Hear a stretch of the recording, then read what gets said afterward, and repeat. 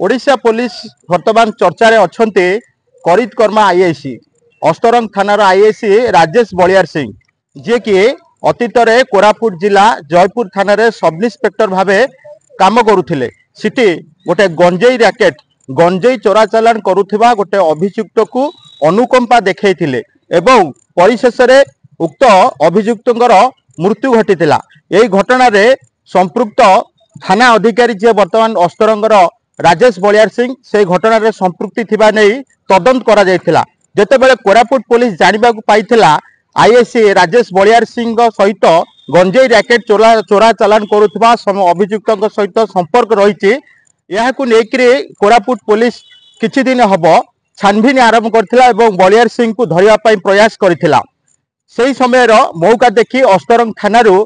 ISC बाबू छुट्टी नहीं पलैथिले एवं कोरापुट पुलिस जानिबा को पाइथिला भुवनेश्वर रे तांकर धर्मपत्नी जे पुलिस विभाग जड़े कर्मचारी तांकर सरकारी बासभवन रे अस्तरंग आईएससी राजेश बलियार सिंह रहिथिले एवं सेठी जाई कोरापुट पुलिस तांको ठाब करिथिला एवं कैपिटल थाना को नैथिला। कैपिटल थाना रे तांको माराथन जेरा मध्य कराथिला।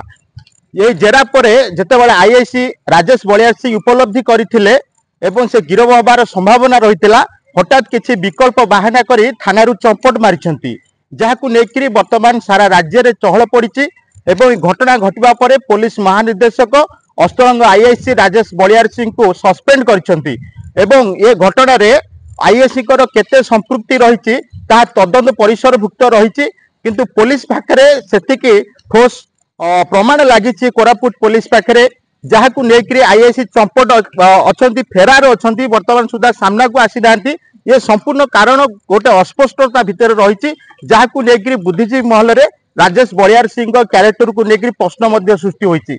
वर्तमान पुरी जिलार अस्तरंग थाना को गोटे कलंकित इतिहास पृष्ठारे लेखिदेकरी राजेश बलियार सिंह वर्तमान फेरार अछंती बेली जहाँ विभिन्न जगह चर्चा जोर धरी। अस्तरंग थाना परिसर आर्य विश्वाल रिपोर्ट रिपोर्टर्स टुडे।